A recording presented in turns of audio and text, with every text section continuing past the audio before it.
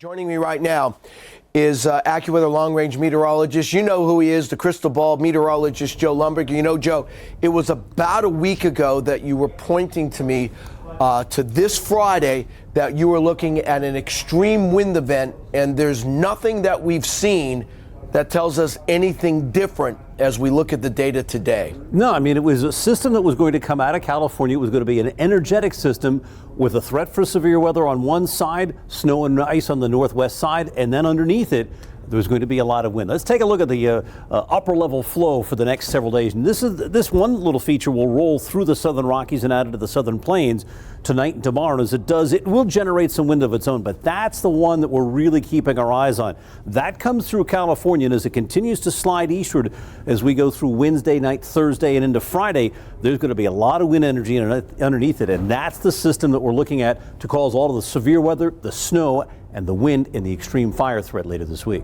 But even it's so dry, Joe, that even that first system is going to cause a problem here Wednesday into Thursday. It will. In fact, I think Wednesday is probably the higher of the 2 days in terms of the risk factor. Winds are going to gust upwards of 40 to 50 miles per hour in places, and of course with the dry brush, the very low humidity, there's going to be a lot of blowing dust, but definitely an elevated fire risk for Wednesday into Thursday. But that's just the first one, as you mentioned, Bernie. Here's that second one. There's that powerful upper level system, and again, it comes out of the southern Rockies and works its way up into this general fashion as it does. A lot of wind energy underneath this, and at this time of the year, it's very easy to transfer that down to the ground, especially when you've got a surface area of low pressure in tandem with it, and then you combine it with sunshine, and all those ingredients are in play. And as a result of that, look at the winds that we're forecasting.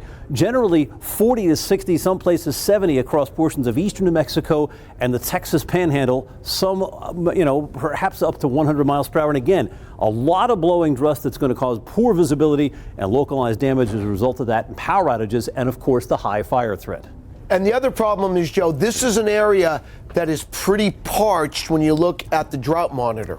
It is. Much of Texas, particularly south and west Texas, up into New Mexico and even Arizona, extremely dry. We're talking about an extreme to severe drought in these places. So you've got antecedent dry conditions. You lower the humidity even more. You crank up the wind. And this is just a recipe for problems. Look at these wind gusts. We're projecting 40 to 70 mile per hour. Again, dry brush, low humidity, dust storms are probably very likely in this area. Rapidly growing fires. If any fire breaks out, it will spread very, very rapidly. And again, the area of concern is eastern New Mexico into West Texas. AccuWeather long-range expert, meteorologist Joe Lundberg. Joe, thanks for joining us here.